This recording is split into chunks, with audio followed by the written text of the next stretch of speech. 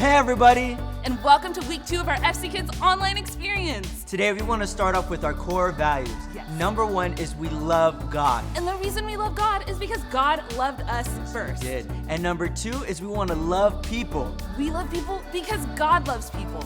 And number 3 is we want to do our best. Yes, we do our best because when we do our best, God will always do the rest. And number 4 is we want to have fun! Yes, we want to have fun because God gives us incredible joy. Yes, He does. And you know what's a great way of having fun? Is a game. What's the game today? Today we're going to be playing charades. So, that's awesome. I love this game. So, when we play charades, we're going to actually split up into 2 teams. So, Nick is going to have a friend, I'm going to have a friend. So, the way that we're going to play charades is we're going to split up into 2 teams. We're going to bring some friends on, and one of the teams is going to act out while the other person on the team guesses what they're doing. So, whoever guesses the most people right is actually going to be the winner. Ooh, I want to win so bad. We'll see. All right, we're gonna bring out our friends, and then we're gonna act out this game for y'all. All right, everybody, so we are going to play charades. So my friend Bianca here is gonna act out as many of these as she can, and I'm going to guess. We're gonna see who can get the most guesses, because after this, Nick's team is gonna come on, and they're going to guess as many as they can. You let me know who you wanna win, all right? Ready, go. Brushing your teeth.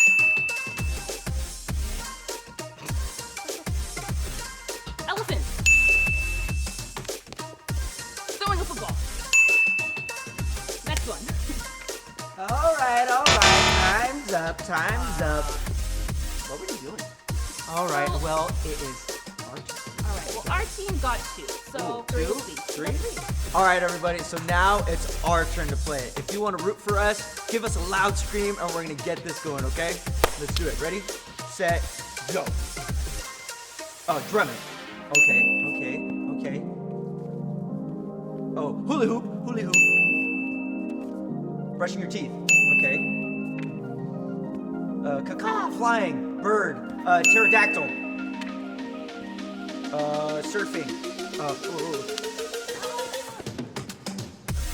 Break dance. Dougie. Something. Fishy. Nemo. Done. How many was that? You get 4 or 5? You get 5? 4 or 5? Well, you know what? 4, 5. So, who won?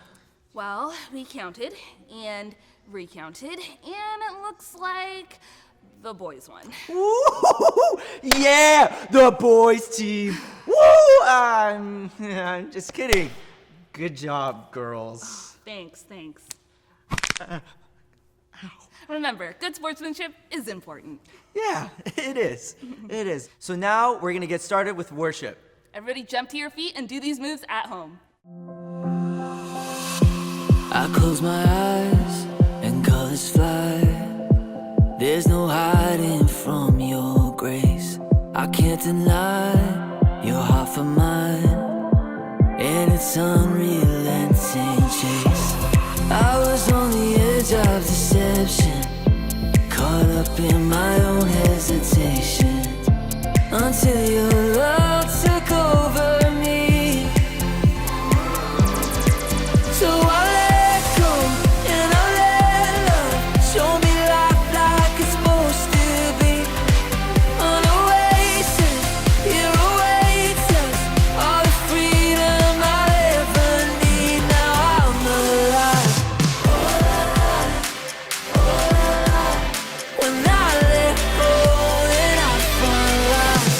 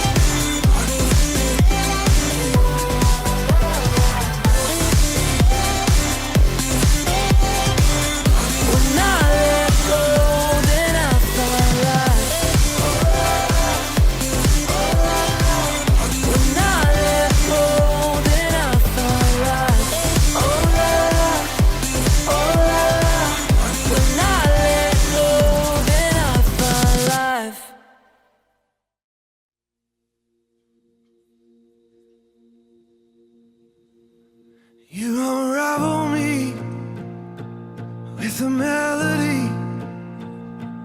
You surround me with a song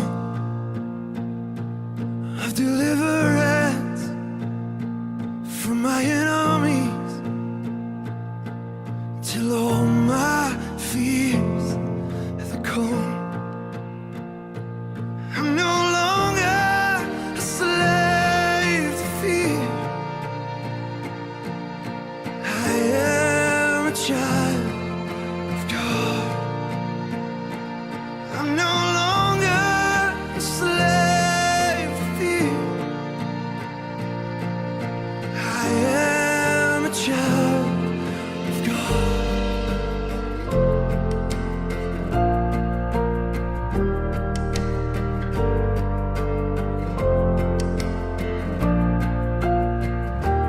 From my mother's womb, you have chosen me. Love has called my name. I've been born again to our family. Your blood flows through my veins. I'm no longer a slave to fear. I am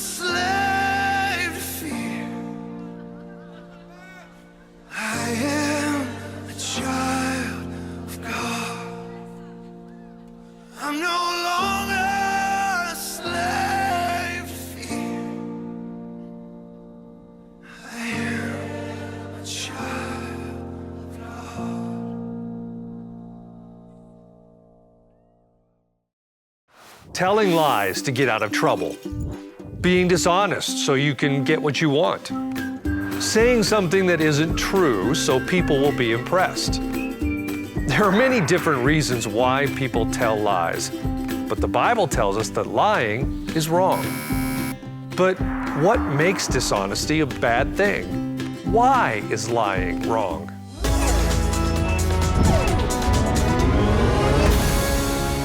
Hello, and thank you for joining me. Today, I'm continuing my ongoing report about Jesus and the time that he spent in the city of Jerusalem before his death. In this report, we'll look at a situation where one of Jesus' disciples lied about knowing him, and we'll look at what happened to that disciple after. In the book of Luke, chapter 22, starting at verse 54, we learn that Jesus had just been arrested, even though he hadn't done anything wrong, and he was being taken to the home of the high priest for his trial. As this was happening, one of Jesus' disciples was following at a distance. The disciple's name was Peter, and I'm sure that he was worrying about what was going to happen to Jesus. Well, when Jesus reached the high priest's home, he was led inside, and the high priest, along with the high council, began to question him.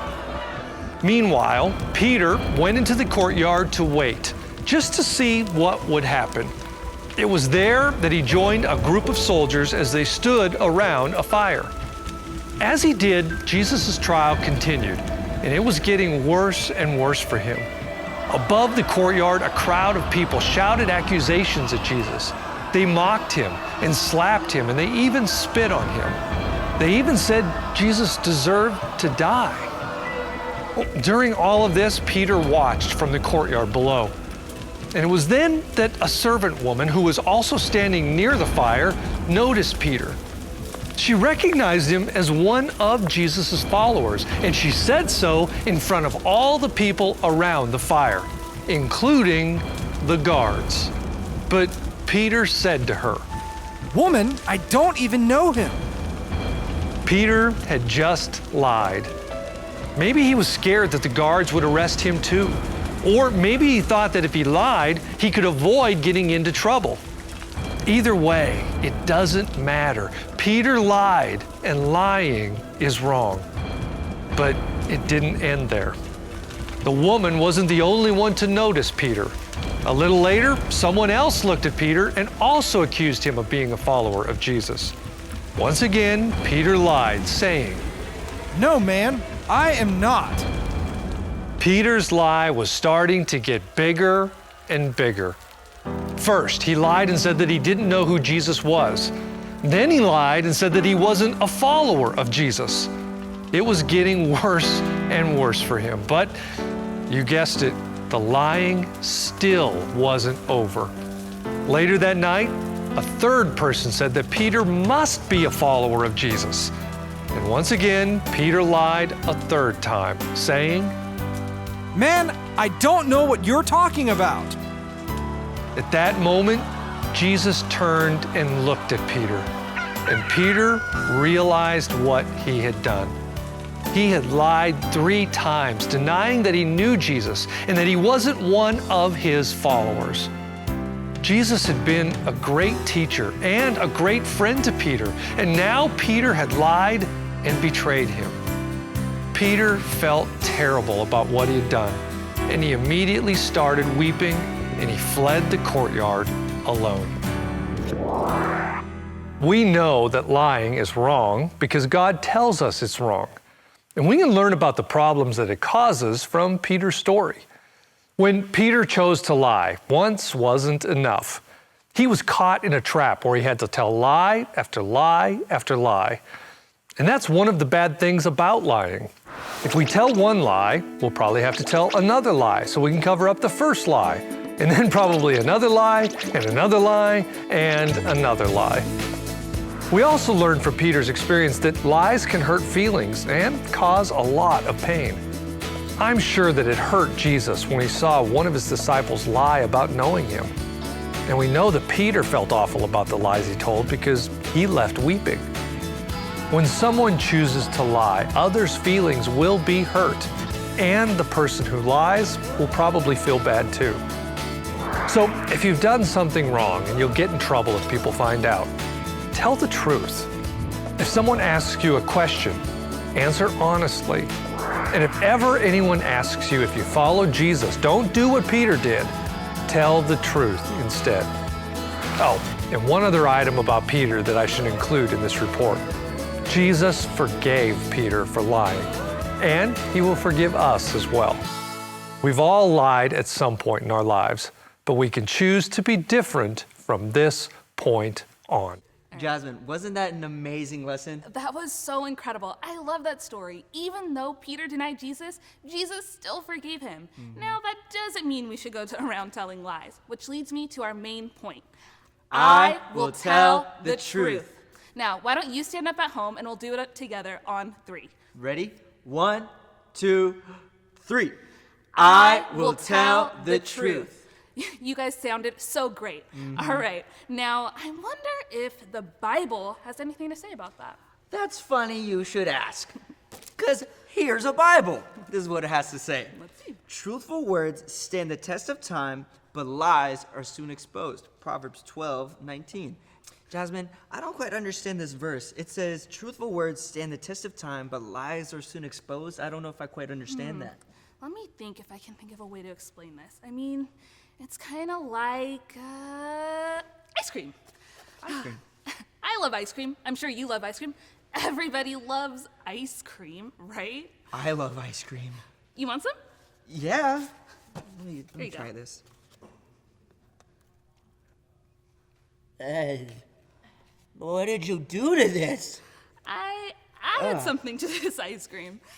Like salt. Everybody likes ice cream, but I don't think anybody likes ice cream with salt. No. Here, let's see. How do we fix this? I don't know. Let's add more ice cream. Ooh, yeah, that might be better. Yeah. Let's try that one. All right, let's see how this tastes. Okay. You really misled me on that last one. Sorry about that. That was still gross. Exactly. It still didn't taste any better. Just because we covered up the salted ice cream with more ice cream, it still didn't taste any good. It's similar to when we tell a lie. We try to tell another lie to cover it up, but it's still not the truth. And at the end of the day, the truth will always be exposed. Yeah, super nasty, everybody. Let me just tell you. And remember, whenever you think about trying to lie or stretching the truth in a way, always think about it as that salted ice cream. It's gonna be nasty. Now, just remember our main point. I will tell the truth.